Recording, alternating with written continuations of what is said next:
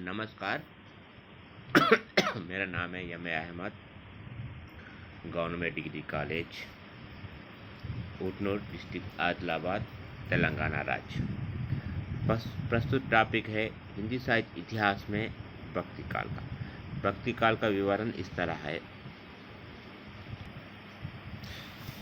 हिंदी साहित्य के इतिहास में 14वीं शताब्दी के माध्यम से 16वीं शताब्दी के मध्य तक ये काल को पूर्ण मध्यकाल तथा भक्ति काल की संज्ञा दी गई है।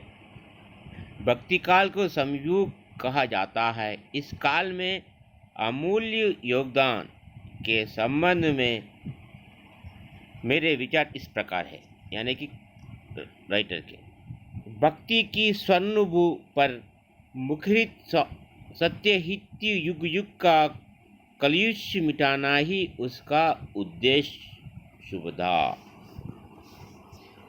कहा जाता है कि जो भक्ति काल 14 सेंचुरी टू 16 सेंचुरी के बीच, यानी कि 14वीं शताब्दी से लेकर 16वीं शताब्दी के जो समय है, वो समय को पूर्व मध्यकाल या भक्ति काल कहा जाता है। इस काल का साहित्य स्थायी है, सशक्त है, सार्वभौम है तथा कलजाई है। इस युग में सूर, तुलसी, कबीर जैसी आदि युग प्रवर्तकों कवियों की दिव्यवाणी देश के कोने कोने में अनुगणित हुई है। उनके द्वारा दिए गए उपदेश उपयोगितावादी, यथार्थवादी तथा व्यवहारिकवादी थे। इस काल का साहित्य भारतीय संस्कृति का दर्पण है। इसमें सशक्त मानवीय मूल्यों की स्थापना हुई है। इस साहित्य की भूमि मानवतावाद है तथा इनमें लोक मंगल की भावना प्रदान है। ये साहित्य तत्कालीन नरसिंहपूर्ण ज्ञान हृदय में जीवन की प्रति अवस्था तथा ईश्वर के अस्तित्व के प्रति विश्वास निर्माण करता है। इस काव्य की यात्रा स्वंत सखियों से सर्वन सुखयत रही है। इस साहित्य में भक्ति की भगीरथी अश्रुशन रूप से प्रवाहित हुई है। भक्ति शब्द का व्युत्पत्ति बुद्ध ऋतु से हुई है। श्रद्धा और प्रेम के यज्ञ का नाम भक्ति है। भक्ति का एक महान मानसिक प्रवृत्ति है। भक्ति इन कवियों के लिए आत्मिकता तथा आध्यात्मिकता उन्नीत के साथ सामाजिक सुधारता का माध्यम की रही है। इस काव्य ने समाज में एक नई चेतना, नहीं जागरूक तथा आशा का संचार किया है। इस कवियों की दृष्टि में समाज संक्षिप्त तथा सामान्यवादी रही है। इस महान साहित्य की युगनी परिस्थितियाँ इस प्रकार है। पहला है राजनीतिक परिस्थिति। कभी भी इतिहास जानना है तो पहले राजनीतिक, धार्मिक, सामाजिक, सांस्कृतिक, आर्थिक परिस्थितियों के बारे में हम जानना चाहिए। तो पहले हम समझाएंगे कि राजनीतिक परिस्थिति भक्ति काल के प्रथमार्ध में दिल्ली पर तुगलक एवं लोडी वंश के मुसलमानों का शासन था और उत्तरादि में मुगल वंश के बाबर, हुमायूं, अकबर, जहांगीर तथा शाहजहां के शासन था। मोहम्मद गोरी के कारण भारत में अनेक प्रदेश पर तुर्क की सुल्तान स्थापित हुई। अलाउद्दीन खिलजी आदि सुल्तान साम्राज्य विस्तार में सफल हुए, किंतु उसके अन्य उत्तराधिकारी अपना अधिकार स्थापित न कर सके। राज्य की शक्ति प्रत्येक शासनों का द्वारा वर्धित हुई है। राजस्थान में मेवाड़ की उन्नति हुई। मालवा, गुजरात, बांग्ला, हिरोहंत, बुलंदखंड, उड़ीसा आदि स्वतंत्र राज्य थे। 15वीं शताब्दी के माध्यम से पठानों ने दिल्ली पर आधिपत्य स्थापित किया, किंतु वे पठान साम्राज्य नहीं बन सके। 16वीं शताब्दी के माध्यम में बाबर ने आक्रमण कर मुगल सल्तनत की नींव डाली। उनमें मेवाड़ के राणा मंग संग को पराजित कर राजपूत प्रतिरोध को समाप्त किया, किंतु पठानों में शहनशाह सूरी ने हुमायूं को पराजित कर कुछ समय तक सूरी साम्राज्य की स्थापना की। उन्होंने पश्चात अकबर पुनः दिल्ली का सम्राट बना और मुगल साम्राज्य की जोड़ गहराई हुई थी। अकबर का प्रतिरोध महाराणा प्रताप ने सफलतापूर्वक किया, लेकिन शाहजहां के शासन के अंतिम काल में बुंदेलखंड में चतम राय और महाराष्ट्र के शिवाजी ने स्वातंत्र्य के लिए प्रयाग किया।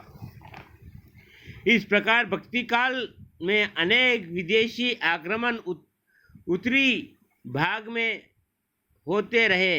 राजपूत, मराठे तथा अन्य हिंदू शासकों को इनका प्रतिरोध करने का प्रयास किया।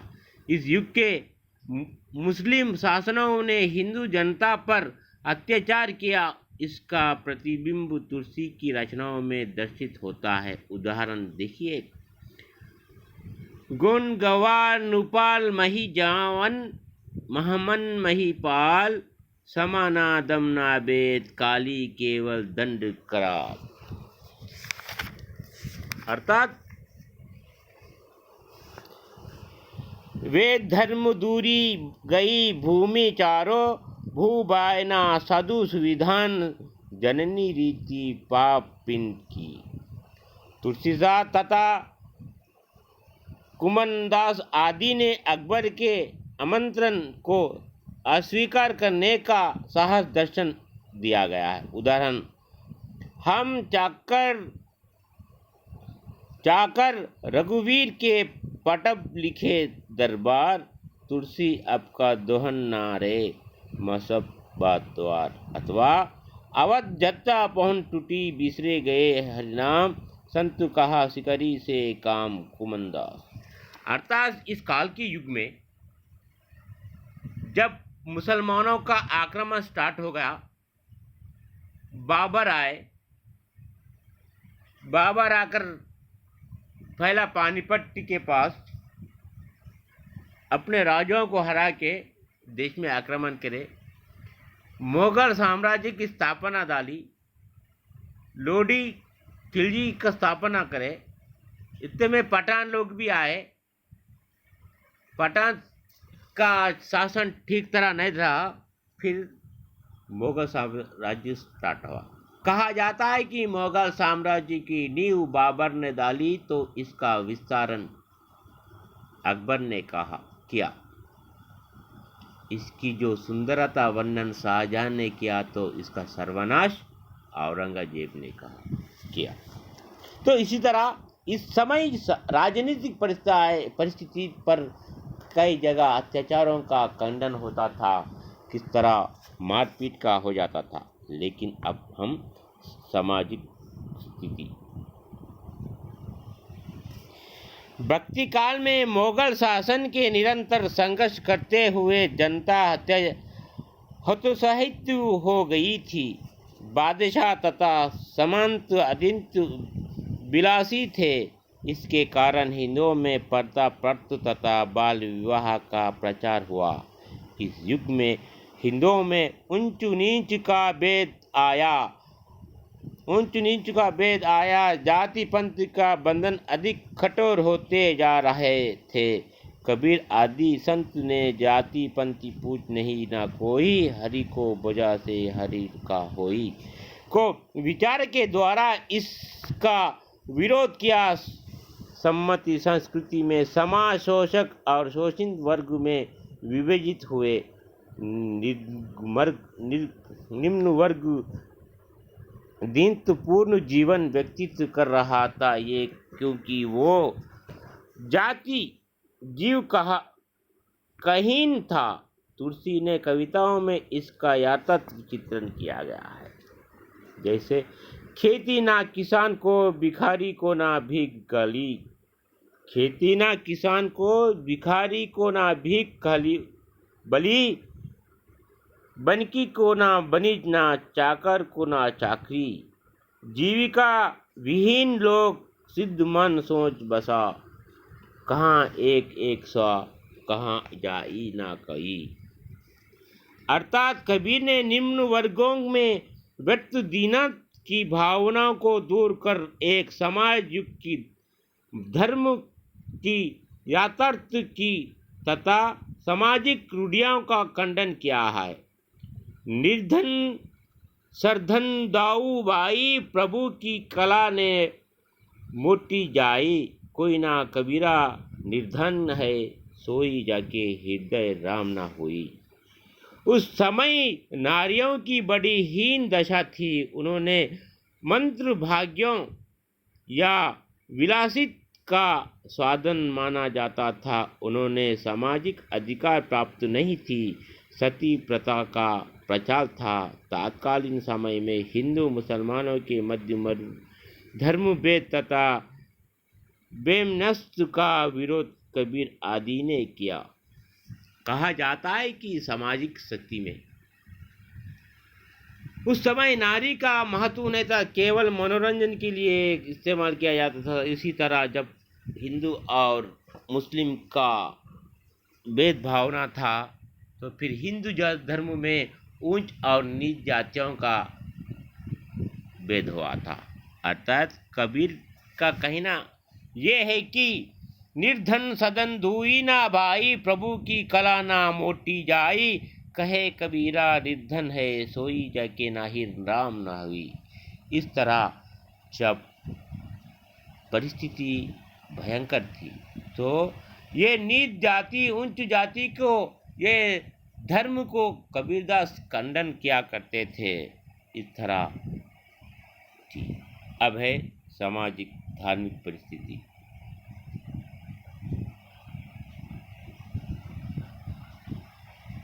भक्ति काल में मुसलमानों की इस्लाम का प्रचार प्रसार तलवार के बल पर किया था। इसमें हिंदू धर्म अत्यधिक प्रभावित हुए हैं। उनके मंदिरों को ध्वस्त करा, देवी देवताओं की मूर्तियों को तोड़ा गया। उस समय अनेक पंथ का निर्माण हुआ था। इसके कारण सामान्य जनता दिग्भूति हुई थी। तुलसी ने रामचरितमानस में लिखा है, कालीमल ग्रोसो धर्म सब लुप्त भय, समद ग्रंथ द्रविण मति कल्पी करी, प्रकट किया बहुपंथ। उस समय बौद्ध धर्म के दो भेद थे, महायान तथा ह्यातान। महायान में तंत्र मंत्र वशीकरण तथा चमत्कार प्रदान क्रियाओं का प्रबलता बड़ी। इसके अतिरिक्त सिद्ध की वमचार पद्धति से जनता अधिवंश की ओर अमृत हो रही थी। उस समय नाथ पंथ का भी प्रभाव था। अंतरिक्त संघर्ष से जर्जर हिंदू समाज उनके धार्मिक संप्रदायों में विभाजित था। उनमें 3 संप्रदाय प्रमुख थे, वैष्णव, शैव और शक्त। इनमें भी परस्पर मतभेद था। डॉक्टर हरदारी प्रसाद द्विवेदी ने दक्षिण हुई सुदृढ़ वैष्णव भक्ति की परंपरा उत्तरी भारत की वैष्णव भक्ति का उद्भव माना था। भक्ति द्राविड उपजित लाए, रामानंद ना प्रकट किया, कबीर ने सतपदी ना खंड की। तो दक्षिण भारत, जैसे कि द्राविड़ भाषाएं बोलते, द्राविड लोग बोलते। असल द्राविड क्या है? ये द्राविड क्या है बोल तो आहिंद प्रांत है।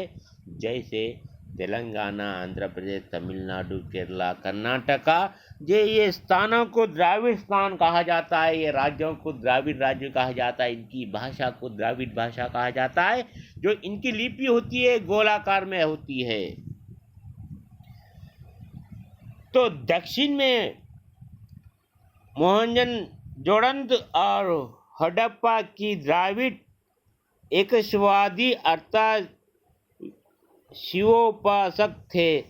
आर्यों ने भक्ति भावना दक्षिण से प्राप्त किया था।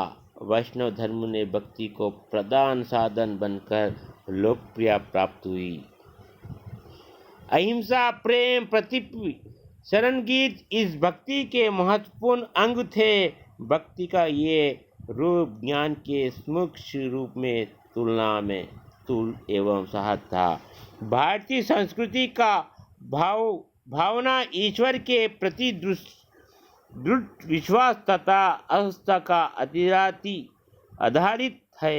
ब्रह्म के अस्तित्व को स्वीकार कर उसकी उपासना के सगुण तथा निर्गुण दो वेद चरित हुए हैं।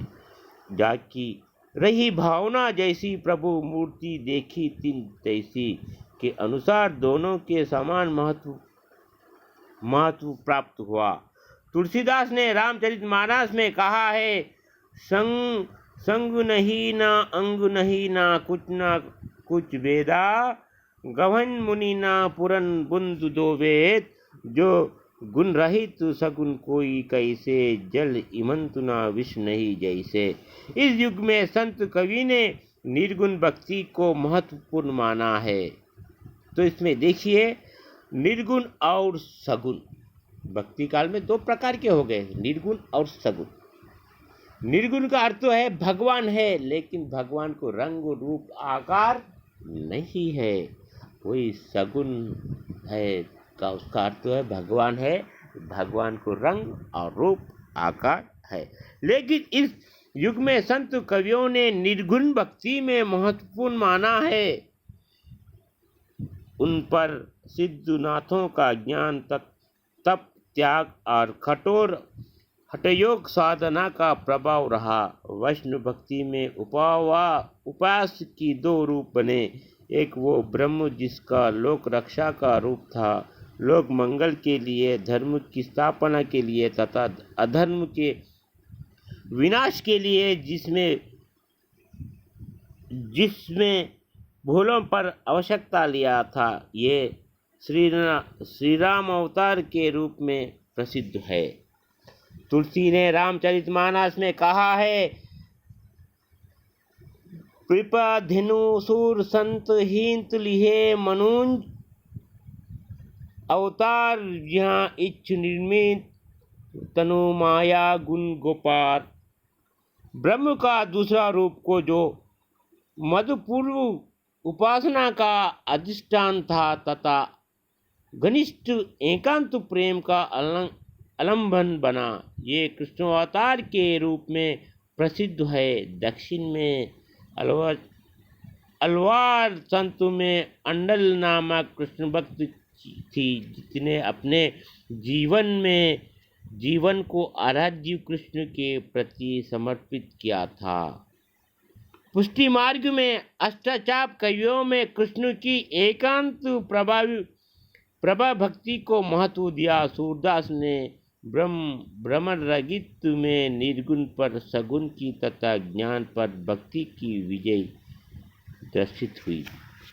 उसी तरह अब साहित्य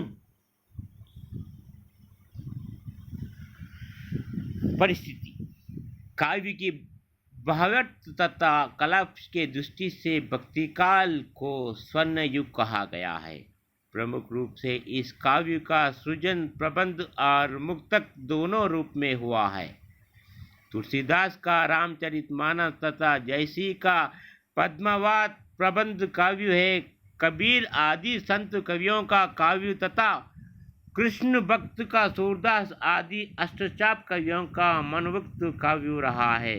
भक्ति काल में अधिकांश कवि संगीत के ज्ञात थे, अर्थात तुलसी की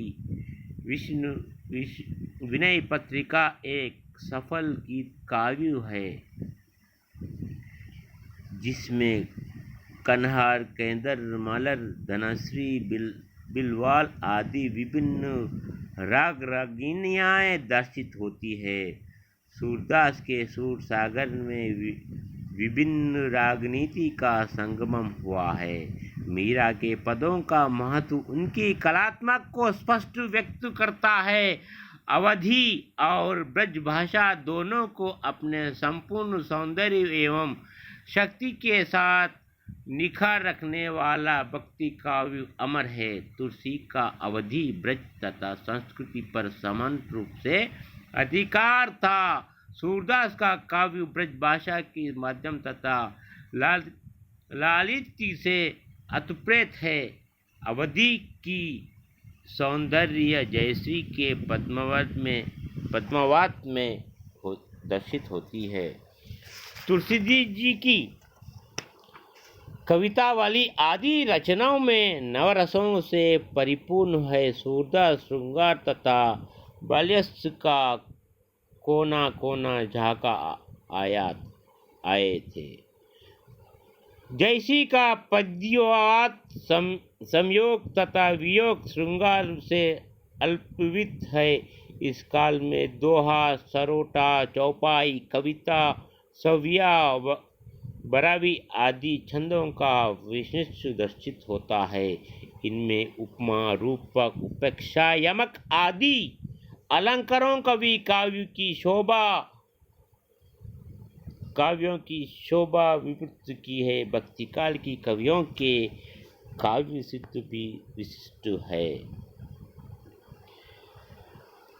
यथा सरल कविता किरंत विलम सोई अधारी सुजन हिंदी का भक्ति साहित्य विभिन्न धारों में विभक्त होई। अर्थात हिंदी साहित्य में भक्ति साहित्य की रचना के 3 प्रमुख कारण है। उस समय तक मुसलमानों का शासक युद्धों से ऊब चुके थे। वे जनता से संबंध बनाकर अपने राज्यों को जमाना चाहते थे।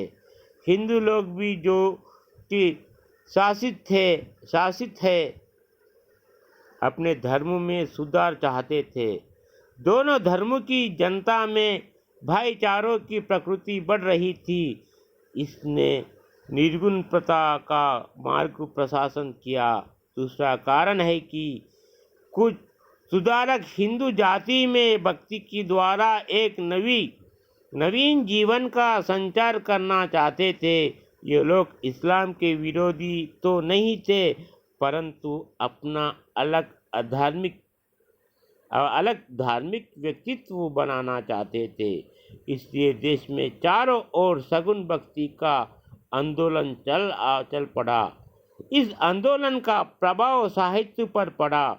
तीसरी बात यह है कि शासित वर्ग अपने को श्रेष्ठ दिखाना चाहता था। इसके 2 मार्ग निकले हैं। शासकों में सहवास में सर्वाभिमान को भूल जाना तथा स्वतंत्र रूप से भोग विलास में डूबकर प्रजा के दुख से पलायन करना। इस प्रकार इस काल में 3 प्रविष्टियों की पदनीति मिलती है। कहा जाता है कि उस समय धर्म जाति का भेदभाव हो रहा था। किधर रहे तो उधर अत्याचारों पर हो रहा था। फिर कहा जाता है कि इस काल को शरण काल के रूप में माना जाता है। ये काल भक्ति परक रचनाओं और समाज सुधार की सुविधा से पूर्ण काव्य रचना का काव्य कहा जाता है। वीर गाथाओं की रचना एकदम बंद नहीं हो गई थी, फिर भी मुख्य धारा भक्ति काव्यों की ही थी। आदिकाल एक प्रकार का लड़ाई झगड़े का युग था। इसके अशांति थी और एक प्रकार की राजनीति आंधी चल रही थी। किंतु आंधी हमेशा नहीं रहती। आंधी के बाद शांत और स्थिरता आ जाती है।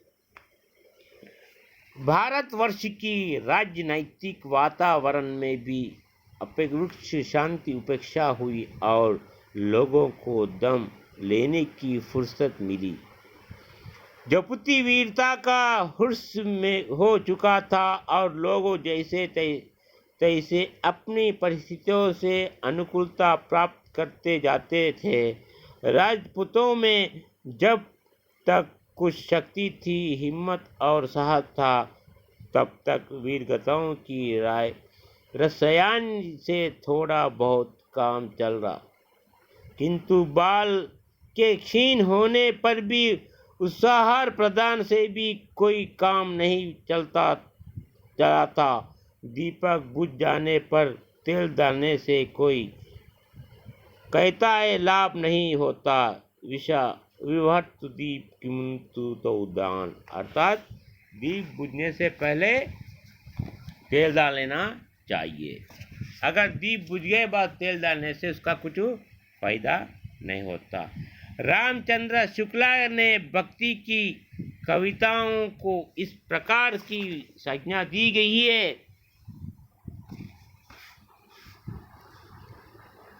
पीछे विदेशों को शासक द्वारा उत्पीड़ित जनता के अहंकार और कंत्रता को उत्तराधिकारी माना है, किंतु हजारी प्रसाद द्विवेदी की मान्यता है कि उन दिनों भारतीय जनता उनकी कदर नहीं थी जितना समझ जाता है। इसका सबसे बड़ा प्रमाण ये है कि भक्ति के सभी आंदोलन दक्षिण भारत में जन्म जहाँ तब भी विदेशी शासनों का विवर्त नहीं हुआ था। स्वयं हिंदू जाति में अपने गौरव को प्राप्त करने की चेतना विकसित हो रही थी और भक्ति को माध्यम से हिंदू जाति के अंदर कठोर होते हुए वर्णभेद को तोड़ने की श्रेष्ठ शक्ति कहा जाने वाली जातियां कर रही थी। युद्धों के समय वीरगाथाओं का काव्य में अपना महत्व स्वाभाविक ही था, किंतु शक्ति के समय एक दूसरे की प्रकार के काव्यों की आवश्यकता थी। मुसलमान लोग भी युद्ध से उब गए थे। वे चाहते थे कि उनका धर्म ऐसा रूप में आए कि मुसलमान लोग उसका खंडन ना कर सके। इतना ही नहीं, यदि स्वभाव हो तो विरोध छोड़कर उनके साथ मिले। मुसलमानों की भी ये इच्छा थी कि हिंदुओं के निकट आए। इस प्रकार तत्कालीन जनता में दोनों ओर से मिलने की प्रवृत्ति चल रही थी। उसी तरह उनके अतिरिक्त एक प्रवृत्ति और भी रही थी। कुछ लोगों अपना स्वयं और धार्मिक व्यवस्था अलग रखना चाहते थे। ये लोग मुसलमानों के विरोधी नहीं थे। वे सारे संसार को सियाराम माए जानकर जीरे जुगुन पानी प्रणाम करे को तैयार थे, किंतु एक की वेदी पर अपने इष्ट देव के प्रति अपने अनन्य भावना का बलिदान नहीं करना चाहते थे। मृत्युपया हिंदू जाति के भक्ति के द्वारा एक नवीन जीवन का संचार करना उनका अभिष्ट था। देश में चारों ओर सगुन भक्ति का आलोलन चल रहा था। उससे उनकी उदय स्त्री झुकत हो उठी, जो उपदेश रामानुजाचार्य, वल्लभाचार्य, चैतन्य महाप्रभु, तुकाराम आदि संतों और महंतों ने जनता को दिए थे। ये वे अवसूर और तुलसी की काव्यमानी धारा के एक नवी रूप में अवस्थित हुई। इस विवेचन का ये अभिप्राय न समझा जाए कि इन्हीं का भक्ति काल मुसलमानों से प्रभावित है। हमारे कवियों ने सामग्री तो अपने घर से ही ली। उसके कुछ उत्तेजना मुसलमानों से आवश्यक मिला। उस समय की परिस्थितियों में मुसलमानों की अस्तित्व की अवधारणा नहीं की जा सकती थी। ये एक मनोवैज्ञानिक सच है कि हर की मनोवृत्तियों की में दो ही बातें होती है, ये तो मानो दृढ़ हो, उन बातों में प्रवृत्त हो जिनमें उसकी श्रेष्ठता आभूषण बनी हुई है। एक और की श्रेष्ठता दूसरी और की गिरावट की क्षत पूर्ति कर लगी है। ऐसे परिस्थितियों में दूसरी पूर्ति पर खोने वाली की विजेताओं के हर्ष विलास में शामिल होकर एक प्रकार की समाध का अनुभव कर खोए हुए स्वामी या बयान को भूल जाए अथवा स्वतंत्र रूप से हर्ष विकास की मादकता अपनी परजय दुख को विलास कर रह देना, वो तीसरा प्रवृत्ति भी परिलक्षित होती है। भक्ति काल की सामान्य विशेषता इस प्रकार है, हर की मनोवृत्ति में दो ही बातें समर्थ थी, या तो अपनी आध्यात्मिक श्रेष्ठ दिखाना या विलास में पढ़कर हार को भूल जाना। भक्ति काल में पहली प्रवृत्ति रही और रीति काल में दूसरी। भक्ति काल में 4 शाखाएं आवश्यक थी, किंतु उनमें कुछ सामान्य भावनाएं थी, जिसमें के कारण ये सब एक समित नाम से पुकारी जा सकती थी। संत सुखिया भावना, संत और भक्त दोनों ही प्रकार के कवियों ने राज्यश्रेय की परवाह नहीं की और उन्होंने जो कुछ भी लिखा है वो सब स्वंत सुखाय लिखा है। कबीर ने मुसलमान शासक के धर्म की प्राप्ति बहस की, जैसी ने बादशाह वक्त अपने समय के बादशाह की श्रुति की आवश्यकता, किंतु मनसुनावी फारसी ढंग की एक काव्य विधि की मर्यादा पालन मात्र के ही अर्थ। अष्टछाप के कवियों ने संतान को कहा सिकरी सो काम कहा कर राज्य से के ठुकराए था।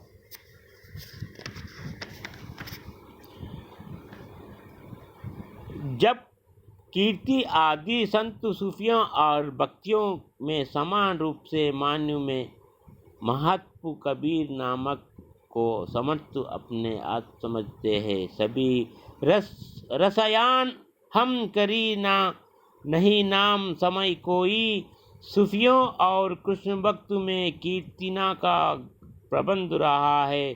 सूर ने गाया है, बरस पाए नाम कौरु भरी। तुलसी ने भी राम के नाम को राम से भी बड़ा माना है। नाम में निर्गुण और सगुण दोनों का स्वभाव हो जाता। देखिए, अगुण सगुण दो ही ब्रह्मन स्वरूपा, अखत अगंध अनंत अनूपा। मोरे मत बड़ा नाम दुहे किए, जिहे जिहे जो युग बस निज भूते। गुरु की इस समय गुरु की महत्व, कबीर ने गुरु को गोविंद से भी बड़ा कहा है। जैसे गुरु बड़े गोविंद से माना, मैं देखा विचार। जैसी ने भी गुरु की वंदना की है। तुलसी ने मानस के आरंभ में बुद्धों का गुरु का पद्म परागा और सूर ने वल्लभा नाक छंद छाट बिना सब जगह साहित्य अंदोर गया। इस समय गुरु की बहुत बड़ी विशेषता थी। गुरु को सर्वश्रेष्ठ माना जाता है।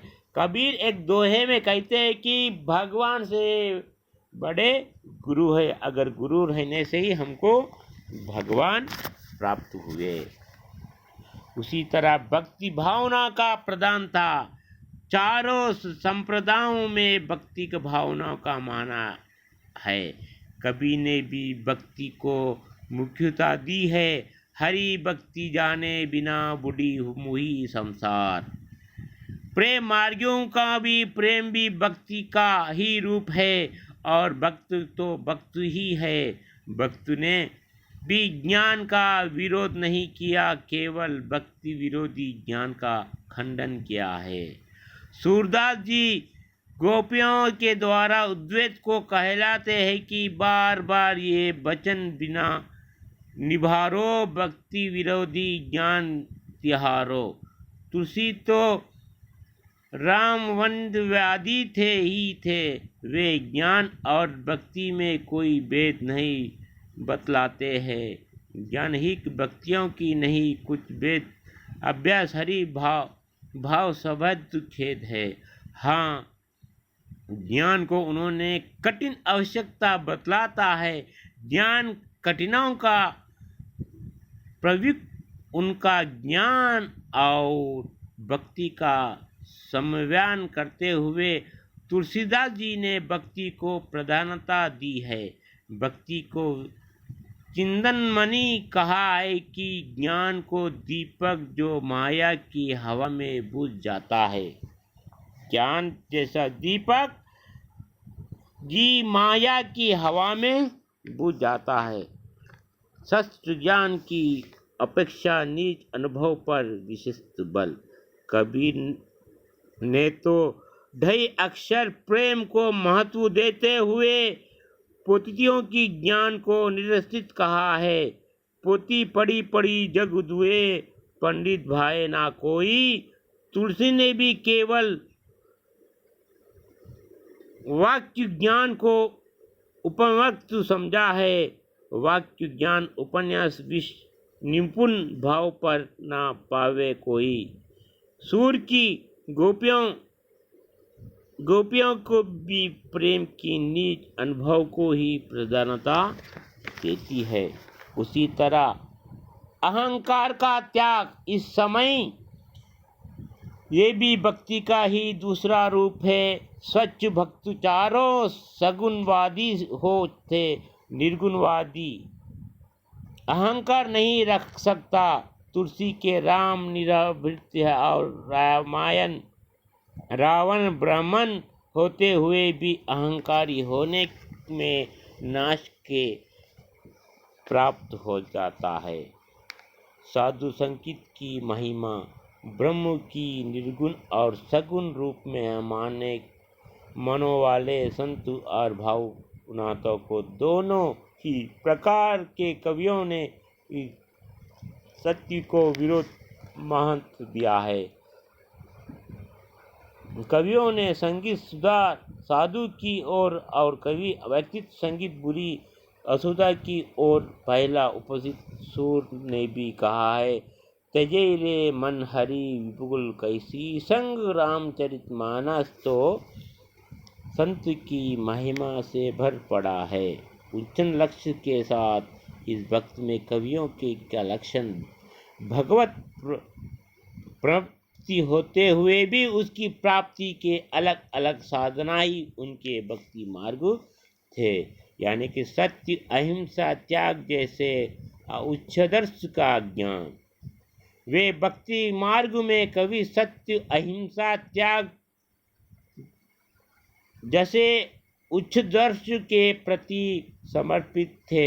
अपनी भक्ति भावना की केवल वे कवियों में व्यक्तित्व करते थे, बल्कि एक संत भक्त जैसे उनके कहा जाता है कि इस समय भक्ति काल स्वर्ण युग से माना जाता था।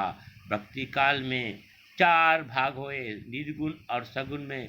निर्गुण में ज्ञान मार्ग शाखा और प्रेम मार्ग शाखा, और सगुण में कृष्ण भक्त शाखा और राम भक्त शाखा।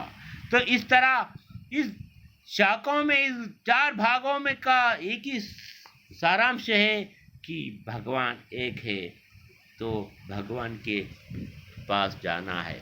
तो इस समय गुरु को भी बहुत बड़ा महत्व दिया गया है। तो इस तरह ये क्लास अब तो हो रहा है, फिर नेक्स्ट क्लास में